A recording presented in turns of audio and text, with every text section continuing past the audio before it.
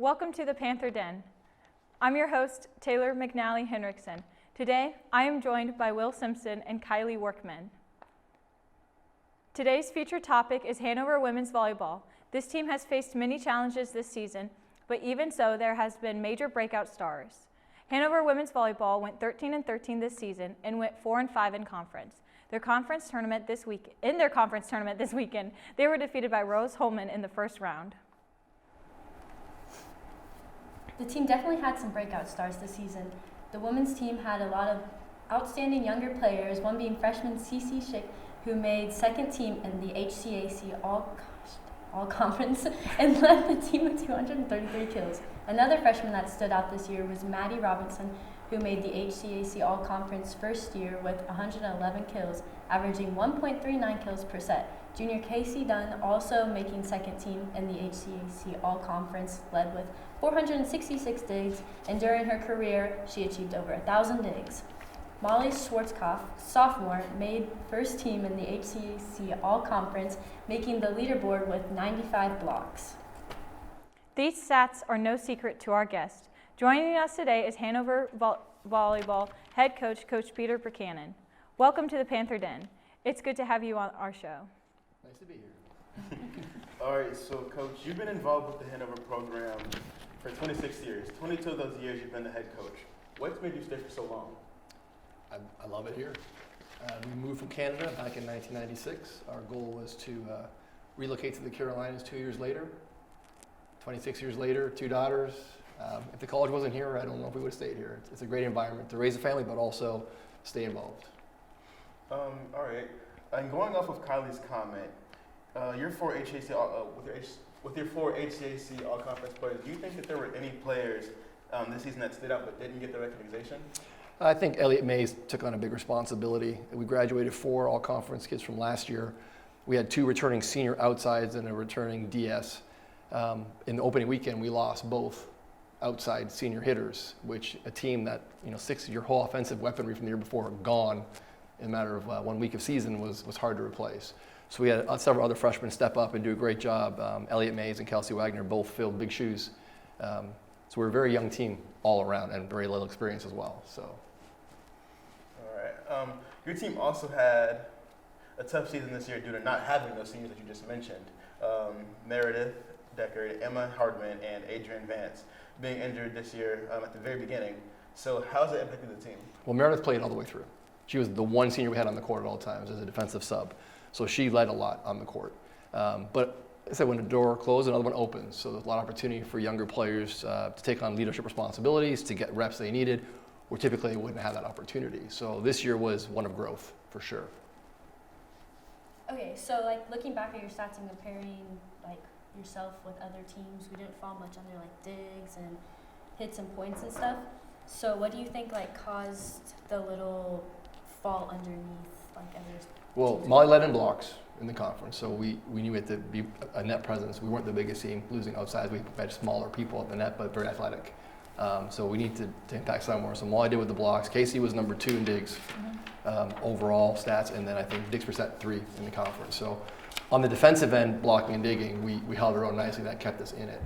I liken it to, we also had 2 younger setters on the court for the first time setting for us. Aubrey Walton was injured all of last year, so she only had the COVID season where she had any experience on the court at all, which was actually restricted because we had such a short season. And Maggie last year played as a DS for us, didn't set much at all. So when you lose an all-conference first team and freshman of the year and Kelsey from last year, we had 2 younger setters coming in, so our whole offense changed. It'd be like graduating a senior quarterback, 5th-year quarterback, replacing with a freshman and saying, okay, figure it all out in a matter of time. So running these 2 young girls at the helm, we needed to impact where we could, controlling that first ball, attacking from the service line and blocking.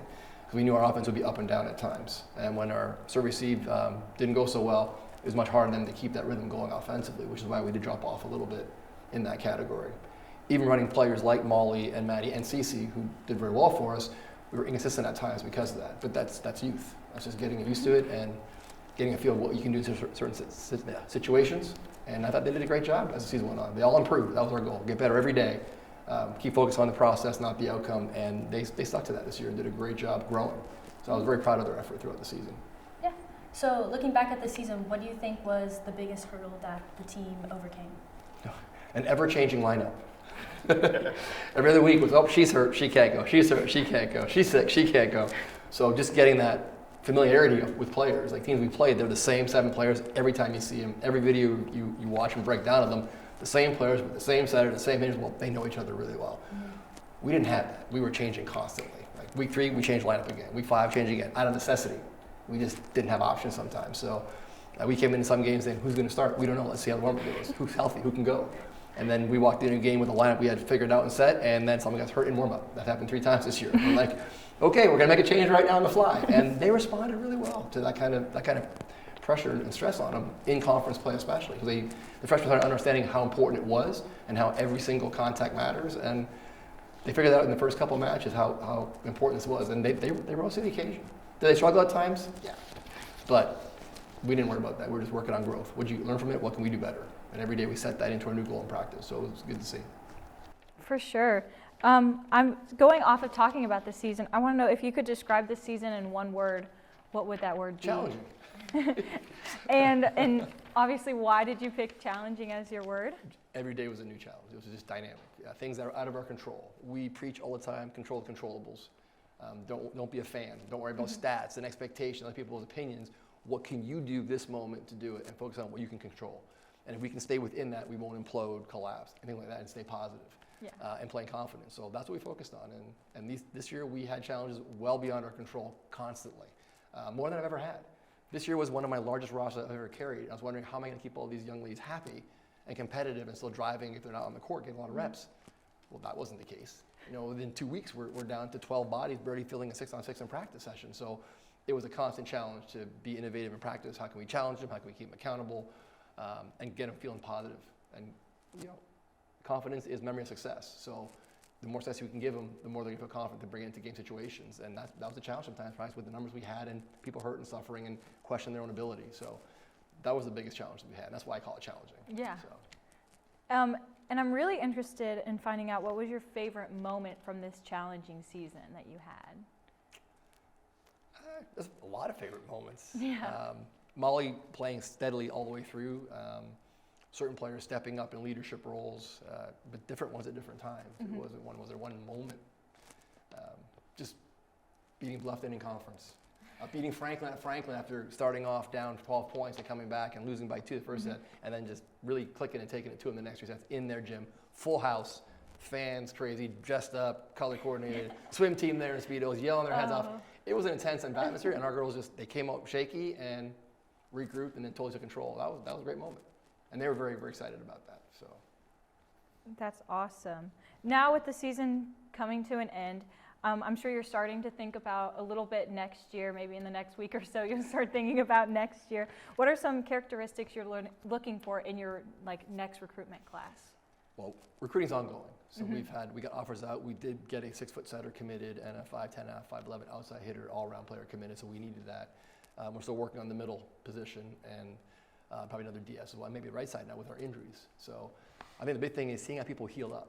We've had multiple in surgery, going into surgery. How are they going to rehab? Will they be able to go 100% next year? Are we going to be shallow again in depth because of that for another season? It's very possible. So I think it's just evaluating day to day the status of who we have and who we can get to come in. So. Thank you. This has been the Panther Den. On today's show, we talked with Coach Peter Preocanin about this year's season. Thank you for joining us, Coach. Go Panthers. Thank you to my colleagues, Will and Kylie. Thank you for joining me today. I'm Taylor McNally-Hendrikson, and go Panthers.